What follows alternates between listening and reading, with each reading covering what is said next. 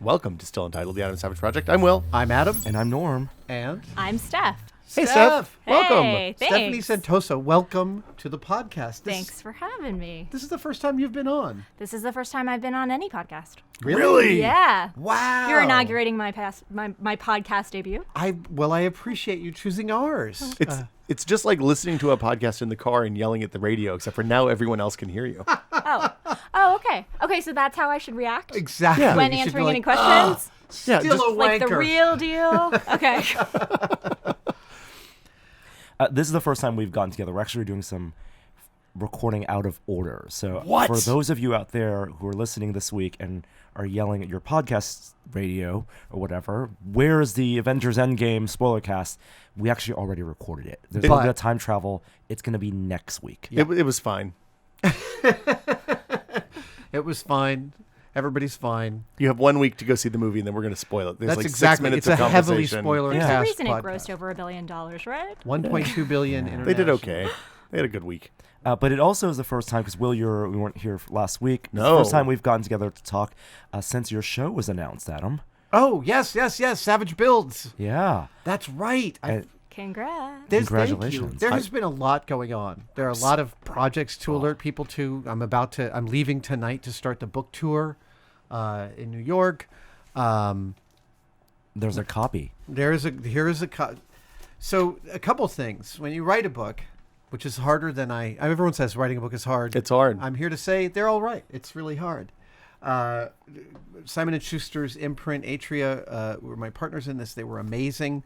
But getting the hardcover book with the jacket and the end papers and all the illustrations is so thrilling. The tangible actual thing. And then earlier this week, I started the interviews for the book tour. So I went to Wired and I sat down with some folks from Wired on their podcast and talked about the book. And they read it.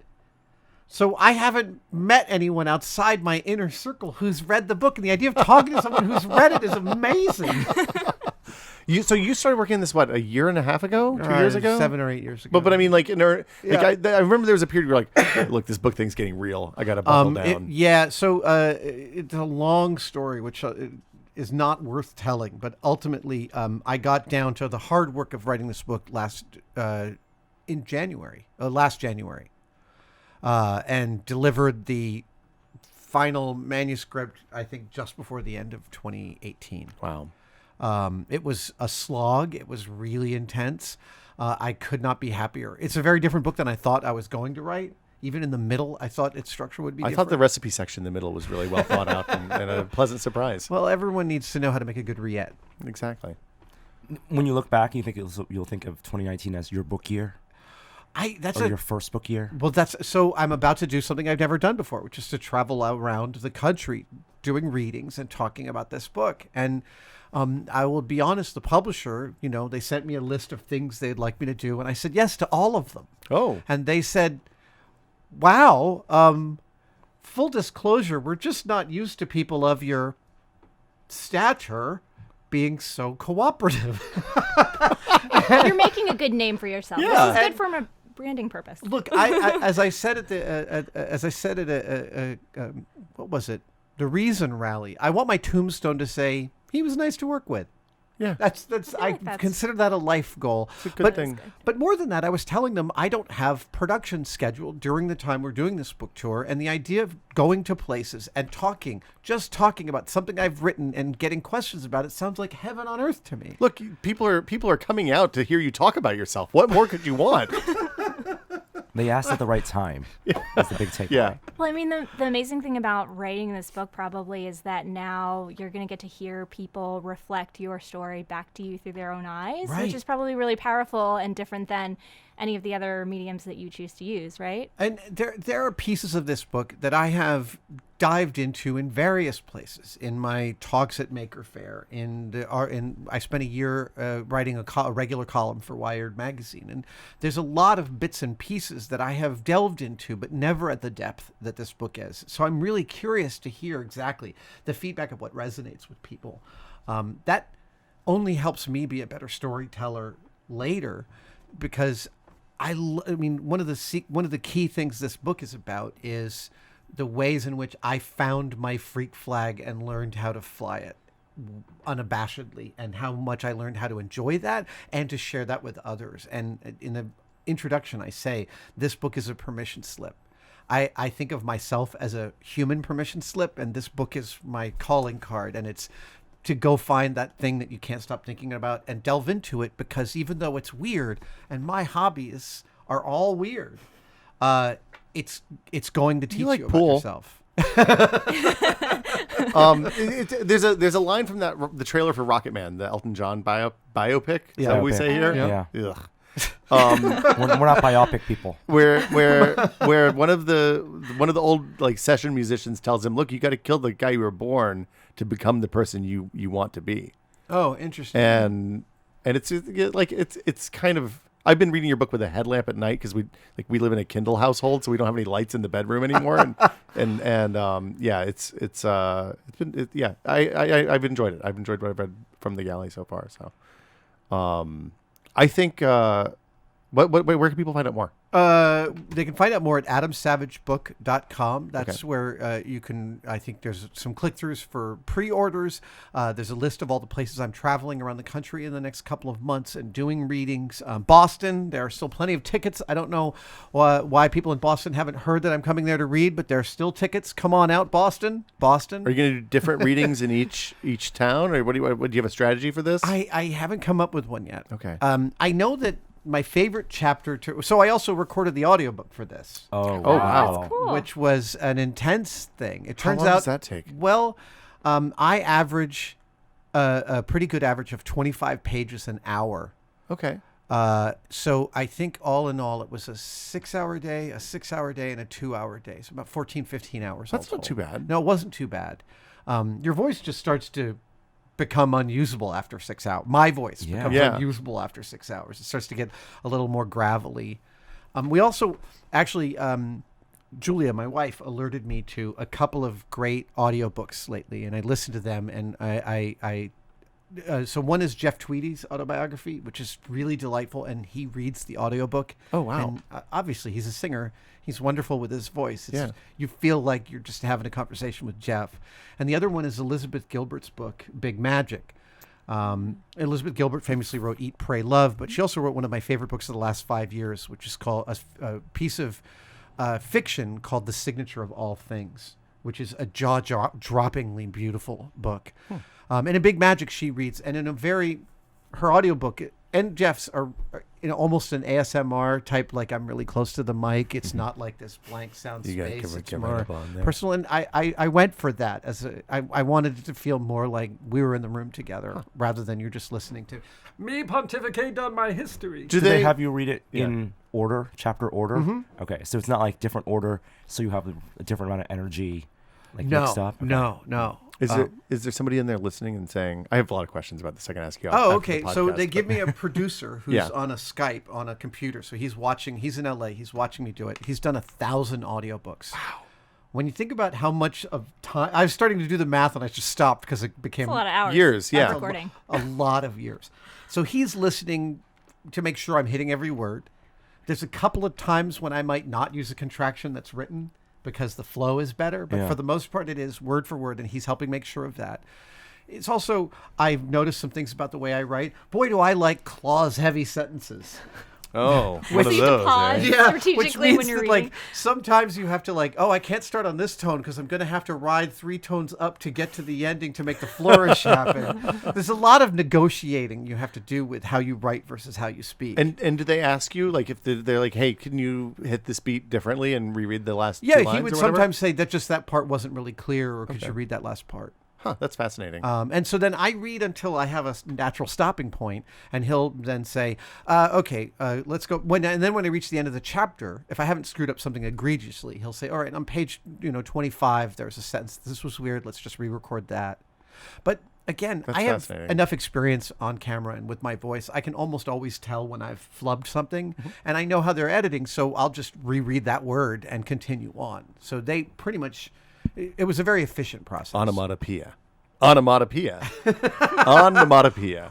We once did a Mythbusters episode about Brill cream being used by a pilot in an altitude pressure suit with pure oxygen and the Brill cream catching fire with a spark and Yikes. burning the pilot's head. That sounds horrible. And we got permission to say Brill cream, and then somehow we lost permission to say Brill cream 3/4 of the way through shooting the episode. And So we all didn't get permission on this All podcast. 5 hosts, Carrie, Tori, Grant, Jamie, and I, had to then sit down in a sound booth for like 10 or 15 minutes each and say, hair cream, hair cream, hair cream, hair cream, hair, in every possible way they could so that the editors could creative cut it all exercise. together. That's funny. It's really good. So, yes, the new show is called Savage Builds, 8 episodes. It starts to air on June 12th. Oh, wow. That's fast. Yeah. The first episode, my team and I, with some help from the Colorado School of Mines, that's with an N, and EOS, the 3D printing company that prints in titanium, we built a working suit of Iron Man armor, completely 3D printed out of titanium, that is bulletproof and it flies. Spoiler. I can't believe you're spoiling. I mean, I know why you're spoiling this. Because you want to see it. Yeah, because people... Dude. Yeah, go...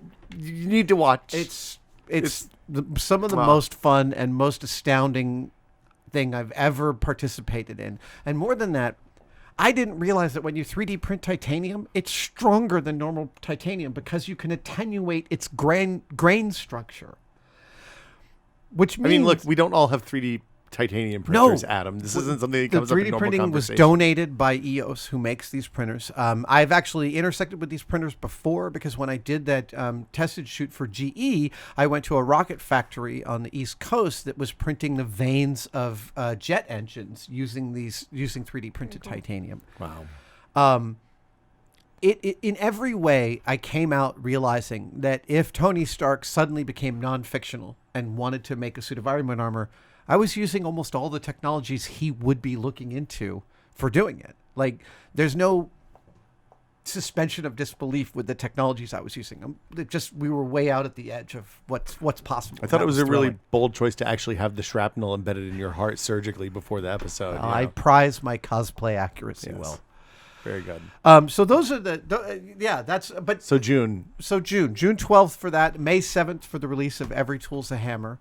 you got a busy couple of months. I do. No, I'm traveling all over the country for the next 7 weeks, and then heading off for a vacation the last couple of weeks of June. Oh, nice. And since you've been Sounds back, we've good. shot like 2 one-day builds already.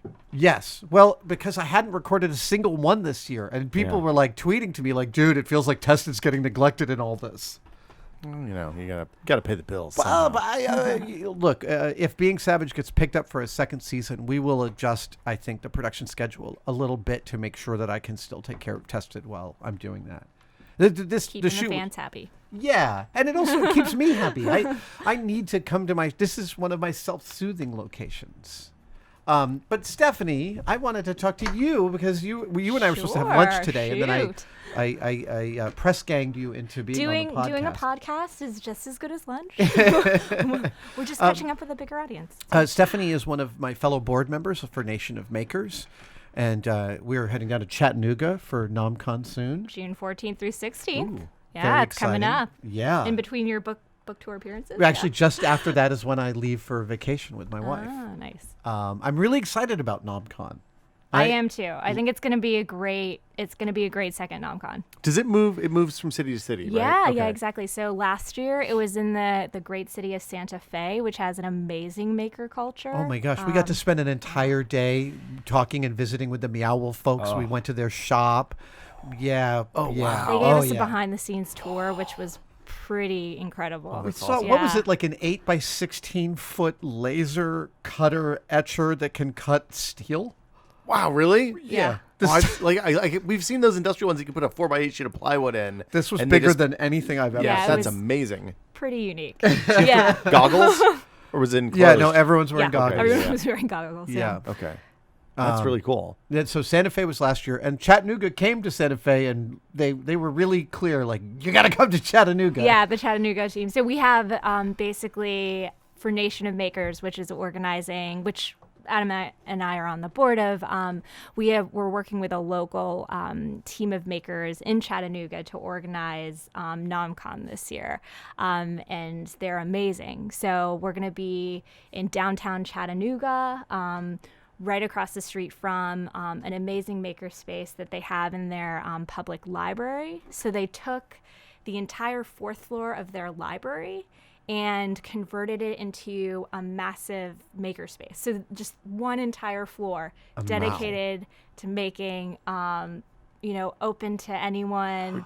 Lasers and routers. They have laser cutting, vinyl cutting, 3D printing. Oh, they also have on the floor below it's a high quality music production studio. Oh, wow. And so you can actually, they do workshops.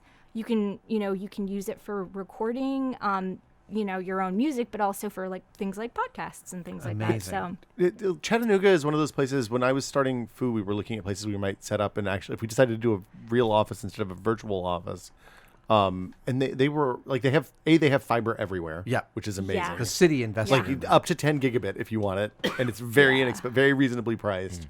And then they also offer really good incentives for people bringing startups in and bringing tech and making jobs to the like they would give you space and internet and utilities and the whole thing. It was amazing. It was really cool, and the people were super friendly and very nice. Yeah, I was talking to there's something called the Enterprise Center there, which is basically it's like a center dedicated to helping entrepreneurs start up their businesses, and it's really focused on bringing entrepreneurs to Chattanooga to set up their companies and really foster that kind of innovation. So it's exciting. There's a lot of like big technical universities in that area too that kind of feed into Georgia Tech and Emory and all the kind of. Those are both Atlanta schools, but anyway, in another confluence of NomCon, it feels like all of my spheres are joining together. Jen Schachter, who's long been a collaborator of ours, who designed and built and engineered the Rosie the Riveter, along with We the Builders for NomCon last year in Santa Fe, was actually one of my 2 key builders for Savage Builds. Oh. Yeah, she's cool. out here. Well, that's awesome. That's yeah, right. absolutely. She moved out here, right? Well, she's moving out here very soon to work here. Oh, awesome. Yes, because it's time. We've realized we're just going to spend a year working together. Got her to move all the way out. Exactly. From the East Coast. I feel a little bad. I'm pulling her from Baltimore. But Baltimore's loss is San Francisco's gain. Jen is an incredible maker.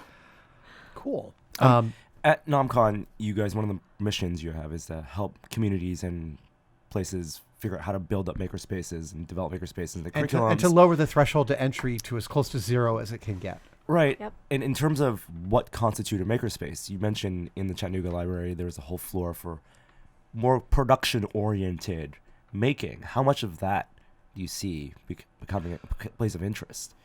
I feel like that's dawning out of the maker movement. I write here in the book extensively that making is anytime you're making something from nothing.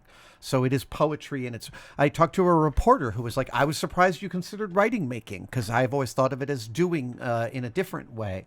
And to me, being able to join all those disciplines together and realize that what we're really talking about is iterative creativity, again, it's just another way to lower the threshold to incorporate more people in this. Coding is making, despite all the coders who tell me at Maker Faire every year, I code, I don't make.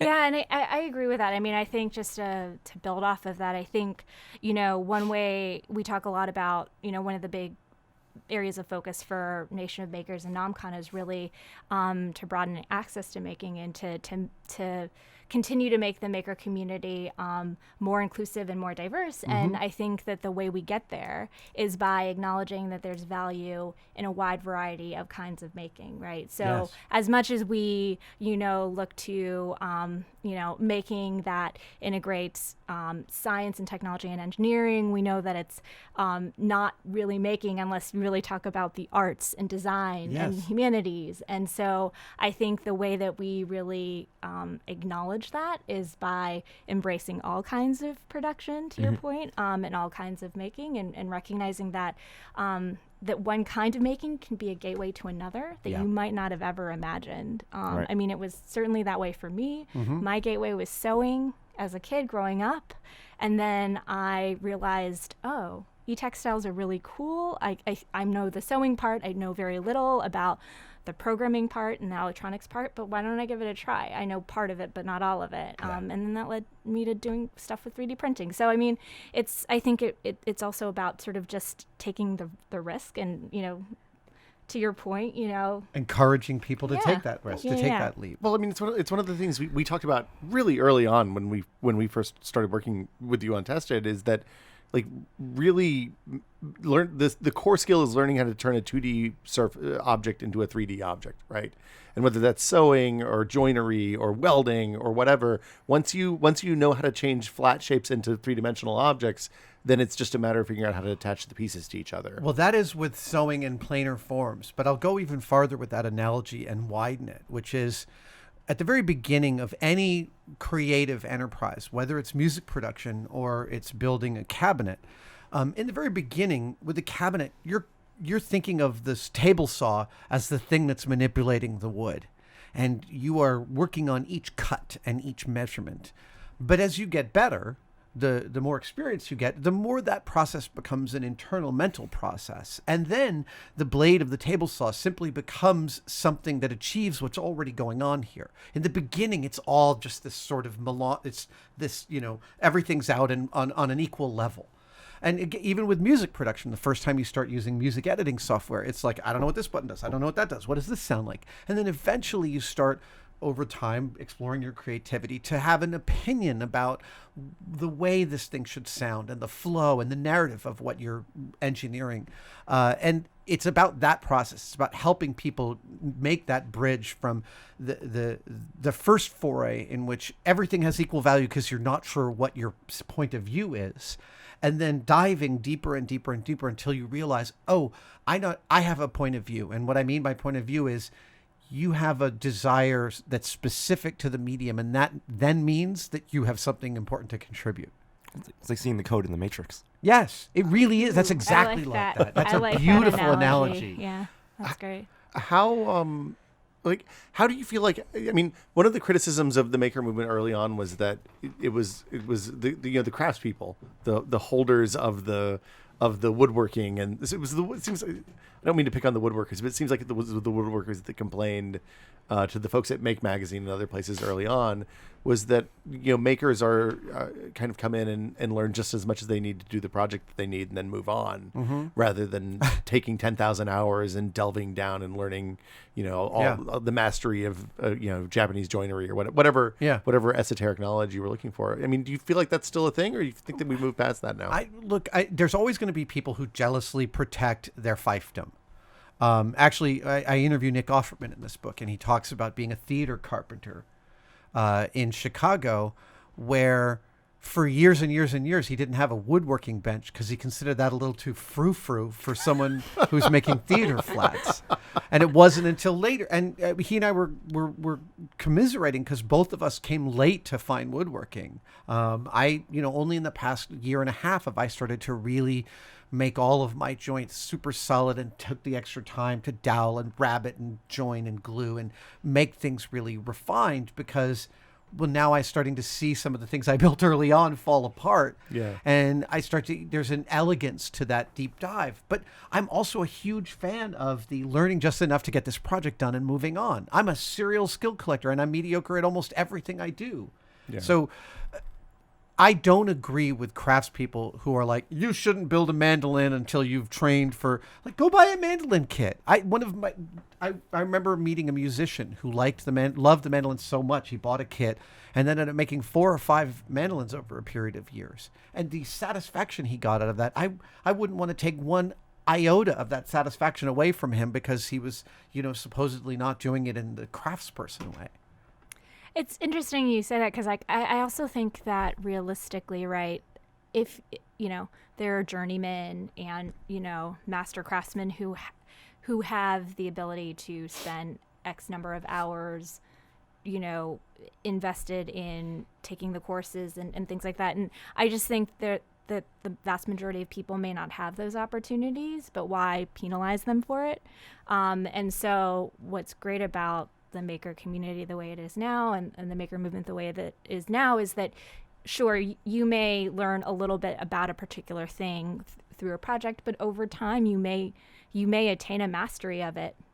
It's just, it looks differently. The process through which you go through looks differently because maybe you're developing that mastery over a course of a series of projects, right? Versus just delving into one. The mastery for the mastery's sake. Well, Right. And how do you know what you want to devote the time to master until you try a bunch of different things?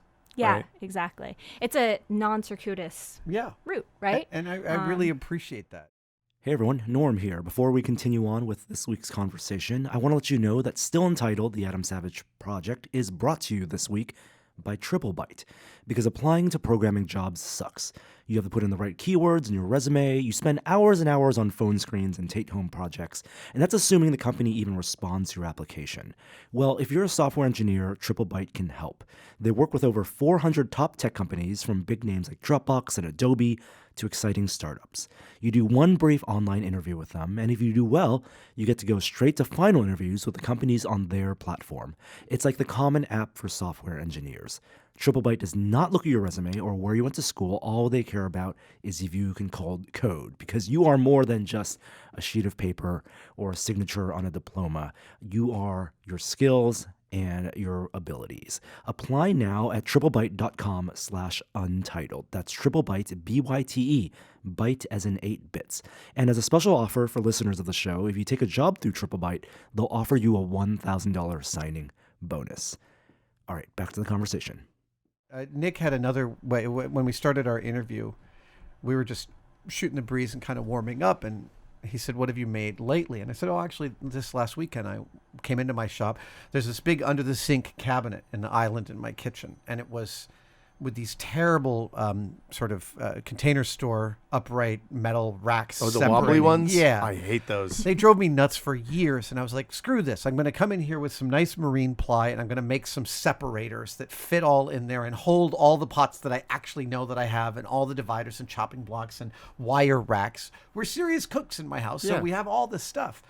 And it changed our lives. Like, this rack was a total refinement of what the kitchen could do. And Nick said, you told your house that you love it by building something beautiful into it. Oh, that's very He's good. like, you built some love into your house. And I'm like, that is exactly the right way to think about that type of exploration. I lost my thought. I'm sorry. Think about Nick Offerman giving you woodworking advice and got really excited for a minute there. Nick Offerman is, he and I still have not met IRL. We've been text friends and interview buddies for about 3 years now, but we've never met in real life. Only he, lived someplace not too far away from here. You're at all And the you've never time. gone to his wood shop in No, East LA? I know, it's this ridiculous hole in my experience. Wow.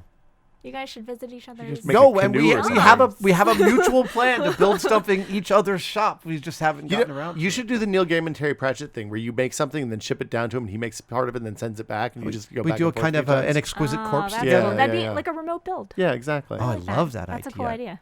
Now, Stephanie, you also have the distinction of being you were the first. What is the name of the title you had? Officially first senior advisor for making at the White House during the Obama administration. Yeah, A position that has since been eliminated. well, or at least maybe unfilled. It's temporarily not occupied. There you go. Let's keep it optimistic. Totally Adam. keep it optimistic. What was that like to be tapped to be the advisor for making? I mean, I feel like I've peaked very early in my career, which is very sad. But no. But I mean, it was really a once in a lifetime opportunity. I hope it's not the only opportunity, but I don't think it is. But it really did feel a bit like a dream that I had this opportunity to come and serve for a president that cared so deeply and continues to care very deeply about the maker movement and the maker community and the ways that, this community of creative individuals has the potential to change education, to change and foster entrepreneurship, to solve some really big and important problems in our world, whether we're talking about social justice or environmental conservation. These are all, those things are all priorities for President Obama, and I think he really saw and he really still believes that makers are going to really contribute to those areas and to make society better. So, I mean, for me, it was a great opportunity. I mean, it's great to work in an office where you don't even have to describe what the maker movement is. Everybody already knows what it is. I mean, I was working in the Office of Science and Tech Policy on the Tech and Innovation team, and which was such a. I spent a lot of time in that building, in the Eisenhower building. Yeah. Tom Khalil is Yeah. Tom Khalil, who's my boss, whose pickup line is, "Have you considered public service?" It's such an inspiring place to be. I was there at the end of 2016 as everyone was wrapping up, and no one was behaving like they were wrapping up. That was an incredibly dedicated team of individuals trying to, in every way, trying to make the world better.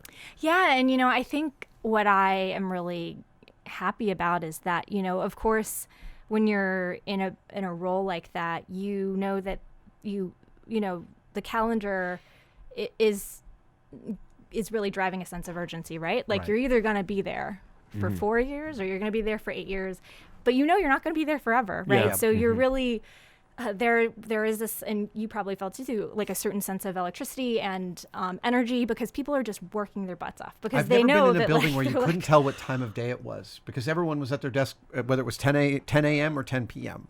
Yeah. There were sometimes we camped out, and there may have been some overnight, Andrew showed me one of the couches he slept on when he pulled an all-nighter. Yeah, Andrew Coy was my colleague who, when I finished up, he carried on the work really amazingly around supporting the maker movement. He was the other senior advisor for making. But yeah, so I mean, it one of the things that I am really happy about is that work continues. Whenever that at the end of, in this case, it was 8 years, that the work that you have been doing should carry on in some format. And so there was a lot of really intentional thinking put into, before the end of the administration, how to carry on some of this work. And, and a lot of the things that we're doing through Nation of Makers is to carry on the torch, right? To really continue to broaden access to the maker movement, to make it more inclusive and things of that nature. So I'm really excited about that. Yeah. Very cool. I guess that's as good a place as any to wrap it up. Yeah. Everybody should come to NomCon. Everyone should come to NomCon it's open. In Chattanooga. People can come. Yeah, absolutely. Yes. Okay. Oh, yeah. Yes. This is a conference where, it's going to be... Last year was really great.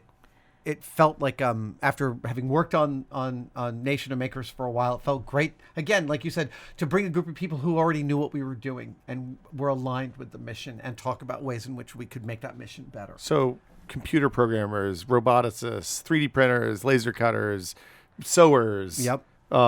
Food cook, chefs. Absolutely, totally. Writers. If you make stuff, come. Yeah. Yeah, I think if you identify as a maker and you are actively part of the maker community, or you want to be involved in the maker community, please come and join us in Chattanooga. You can find out more information at nomcon.org, and that's also where you can get tickets. And, NomCon. Yep, NomCon.org. Yes, I can spell. Okay. And then the other thing that we're doing this year, which I'm really excited about, is we actually, this started when we had a little gathering at Adams Cave last May, where we got to just talking before Maker about, Fair. Yeah, it was.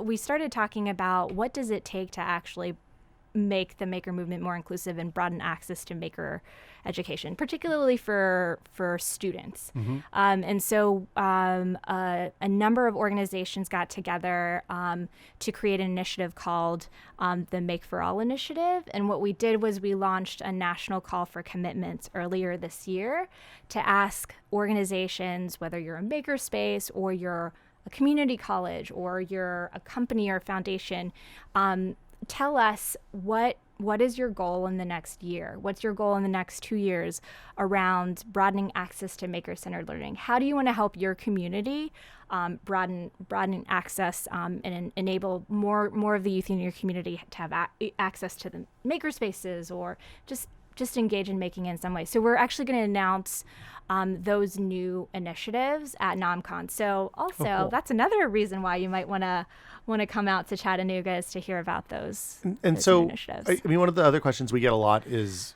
teachers, librarians, school administrators want to know what they can do, if there are grants available, how they can, like, where they should start, because it's kind of daunting, right? Like, Yeah. you think about a makerspace and you think, oh, it should have a lathe and a mill and a laser cutter and a Cricut and Right. a sewing machine and all these other different things, and it's like you add it up and all of a sudden you spend $100,000, and there's other easier ways to get started, right? Well, and then there's Yeah. also, there are as many different kinds of maker spaces as there are people who've started them, because each one is a philosophy, right? That's actually one of the things that I thought was surprising when I visited ThinkBox in Cleveland, was that they don't have a table saw. In a 7-story, $50 million endowed makerspace, they don't have a table saw, because their philosophy is, this isn't where you come and do the finish work. This is where you come and do the prototype.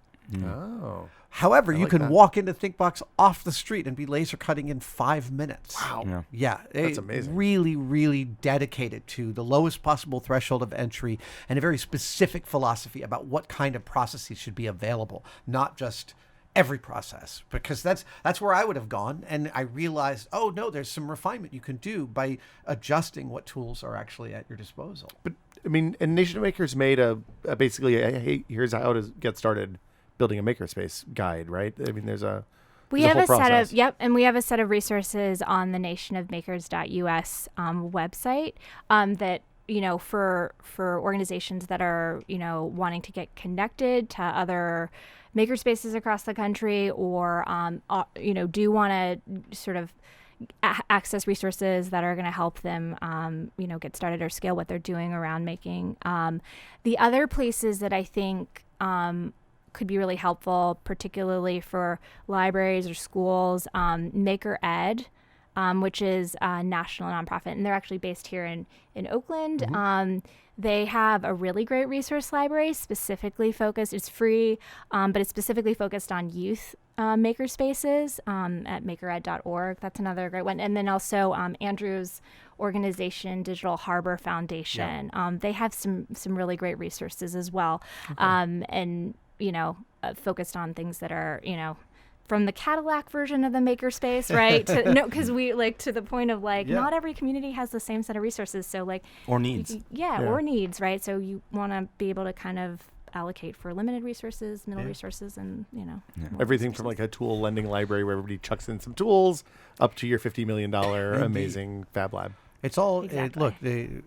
Whatever the future holds, we'll be better off if we have raised a great generation of digital natives who know how to manipulate the incredible inventions and tools that we've built, And want to do that for good. and want to do that for good. Indeed, no giving guns to robots. And since you mentioned Maker Faire in Bay Area is less than 1 month away. Yes. Yeah. So tickets are on sale now. We'll be there. Hope I'll to be see you giving all a there. talk on Sunday around midday. Yep. There'll be a cosplay and prop building contest. Ooh. Yes. I'm on the panel for that, for judging Cosplay that. is a new addition to the Bay Area. They did it Maker last year Faire. too, right? Yeah. Because you were one of the Popular one. judges, right? Or no? I'm one this year, not Oh, this this year. Okay. Yeah. Beautiful. Yeah. Awesome. Okay. Well, we'll see you all at Maker Faire. Thank you so much for coming by, Steph. It's great This to is meet going you. up Thanks tomorrow, for right? having Yes. me. This So is what's fun. sorry. Oh no. What's coming up on the site this We have some stuff that was in the premium member community catalog that's going up on YouTube. I have some embargoed stuff that I can't say now, but you'll see later this week too. Huh. Yes, that's all I can say. Very exciting. And Endgame spoilercast next week. Yep. 1 week from today. 1 week from today. And then probably the second part of that the week after that. Probably. if I had to There's going to guess. be more than one Endgame spoiler. I just want cast. to talk about costumes for like a whole podcast at some Dude. point. Yeah, totally. Yeah. Okay. Thank you so much, Stephanie. Yeah, Thank you, thanks for Stephanie. having See me, you. Yeah, guys. cheers. It was great Absolutely. to be here. Good. Nice job on your first podcast. Yeah. Thanks. All right. Nailed it. Bye. Bye, guys. Thanks for listening this week, and I want to remind you that Still Untitled is made possible this week by the fine folks at Triple Byte. Applying to programming jobs, sucks. From endless applications to countless hours of technical screens, with Triple Byte, there's a better way. You do one online interview, then you get to go straight to final interviews at hundreds of companies, from tech giants like Dropbox to exciting startups. It's like the common app for software engineers. No resume needed. Apply now at triplebyte.com/untitled. And if you take a job through TripleByte, they'll offer you a $1,000 signing bonus. That's pretty good. TripleByte, BYTE.com/untitled. We'll see you next week.